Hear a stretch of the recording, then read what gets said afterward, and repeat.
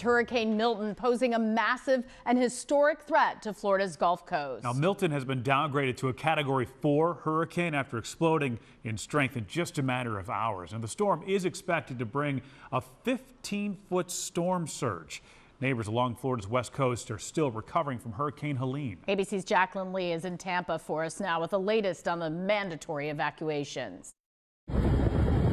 The mass exodus from Florida's Gulf Coast is underway, with Hurricane Milton exploding into what some officials are calling the storm of the century. We must be prepared for a major impact to the west coast of Florida. Rianne Ramirez and her family driving for 8 hours to leave Florida, double the time it would normally take them. It is bumper to bumper to the point where we were standstill, not moving for an hour at a time. Long lines at gas stations, people trying to fuel up. There is no fuel shortage.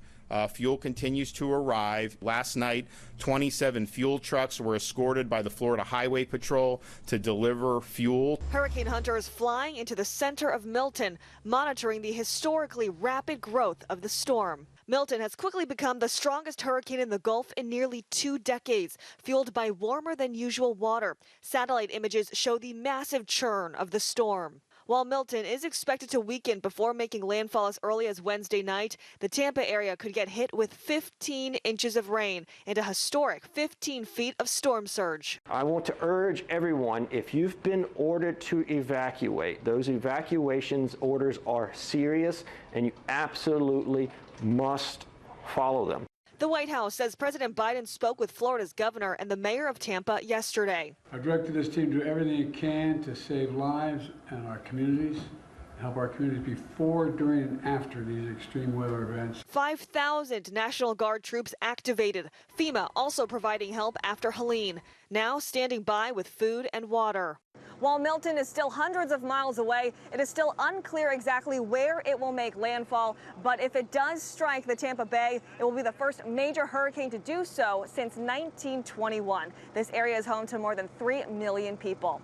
In Tampa, Jacqueline Lee, Channel 6 Action News. All right, let's get right over to meteorologist Peyton Donahue now with the latest track on Milton. Peyton, the Tampa Bay region has not endured a direct hit by a major hurricane in more than a century. It's much more populated now. It sure is. And you have hurricane hunters currently investigating the eye of this storm. Their data so crucial. Maximum sustained winds up to 150 miles per hour as of the National Hurricane Center's 11 a.m. update. So this is still a very strong Category 4 storm. And as it pushes closer to the peninsula of Florida, it's going to enter some of the warmest of waters with the loop current sitting out there.